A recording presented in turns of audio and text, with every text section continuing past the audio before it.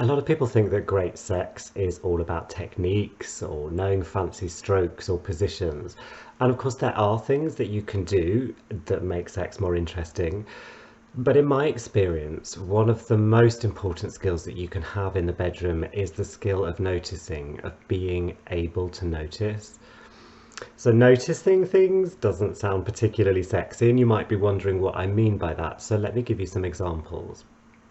So to start with, in order to be able to experience pleasure, you need to literally be able to notice sensation in your skin, in your body. Otherwise, you'll just feel kind of numb. And now a lot of us have been disconnected from being able to fully feel sensation for lots of reasons, traumatic experiences we might have had, guilt or shame, or being told that what feels good is wrong. So starting to build your muscle for noticing sensation, any sensation in your skin, can really be a useful place to start.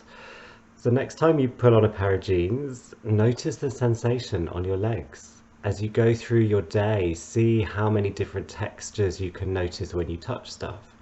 And even just becoming aware of the difference between when something feels hot or something feels cold is a really great starting point with this.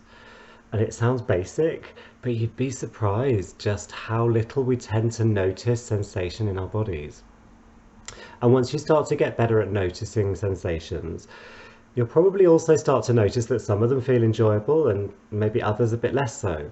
And again, you can start to build a practice of becoming aware of which sensations feel good in your body and which ones don't, because that'll give you ideas about how you want or don't want to be touched. And what I'm basically talking about here is another aspect of noticing. So being able to notice your desires.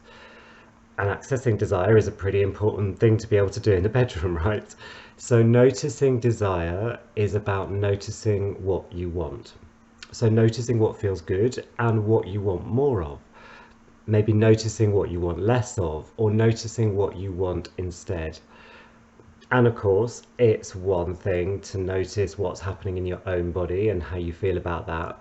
But when you're with a lover or a partner, it's pretty likely that you'll have some feelings about their involvement and what they're doing as well.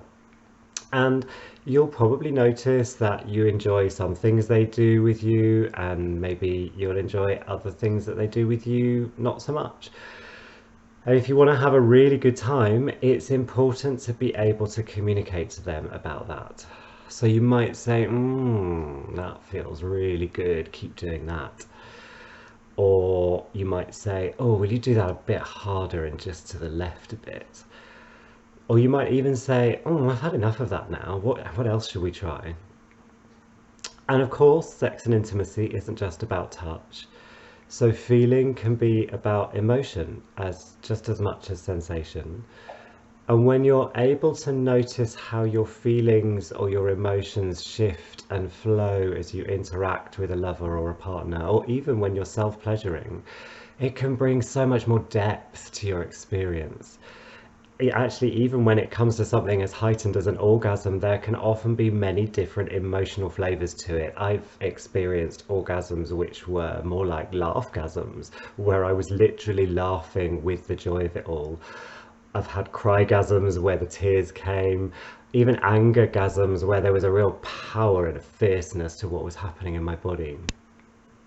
And so being able to notice and access your emotional and your heart space can be a really great way to expand your erotic experiences. It's not all just about the genitals.